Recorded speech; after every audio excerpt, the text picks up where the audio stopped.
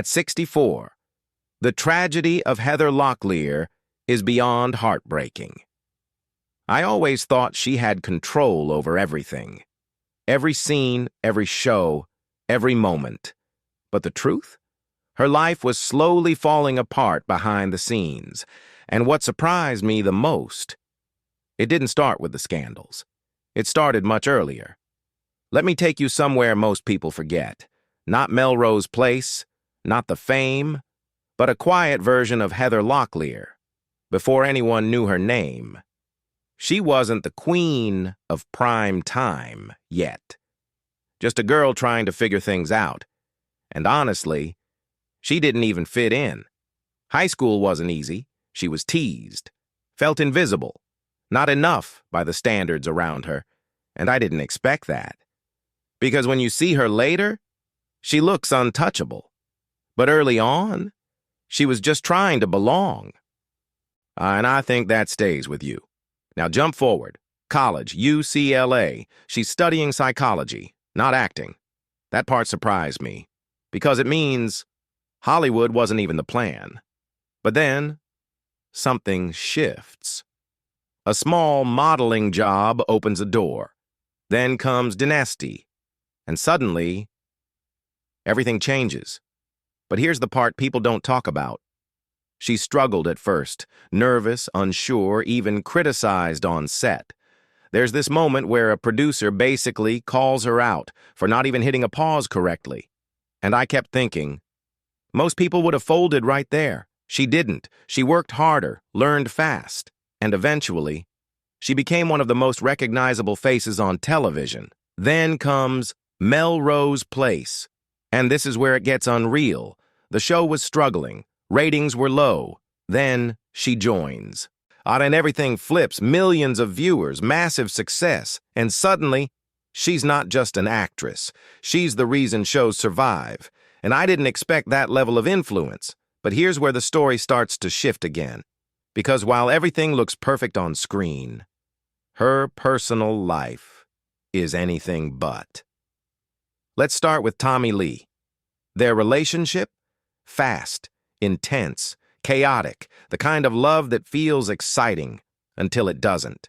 There were fights, real ones, the kind that don't stay behind closed doors forever, and she stayed longer than most people would. Tried to fix it, tried to hold it together, but eventually, it breaks. And you'd think, okay, maybe that was the hardest part. But it wasn't. Because then comes Richie Sambora. And for a while, it actually looks like she found stability. Marriage, a family, a daughter, Ava Sambora. And I'll be honest, this part felt like things were finally okay. But then, it all collapses again. Divorce in 2006. And not just a normal divorce, because right after, he starts a relationship with her close friend, Denise Richards. And I don't know. That kind of betrayal hits differently.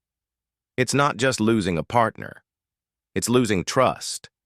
And according to her daughter later, that moment changed everything. That's when things started breaking inside her. And what followed? It wasn't instant. It was slow. Anxiety, depression, medication, and then dependence. And suddenly, the woman who once controlled everything couldn't control her own life. Then comes 2018, and this part is hard to watch. Arrests, altercations, headlines everywhere. And I remember thinking, how does someone fall this far? But the more I understood the story, the more it didn't feel sudden. It felt like years of pain, finally spilling out. And here's the part that stayed with me the most. Her daughter didn't walk away. Ava Sambora stayed, supported her, helped her through recovery. And that kind of loyalty? It says a lot. Because behind all the headlines, there was still a family trying to hold on, and slowly, things started to stabilize. Not perfectly, not instantly, but enough to move forward. And today, she lives a quieter life. Not the spotlight, not the chaos. Just something closer to peace. And maybe that's the part people don't expect. Because this isn't a clean story. It's not just success or just tragedy. It's both.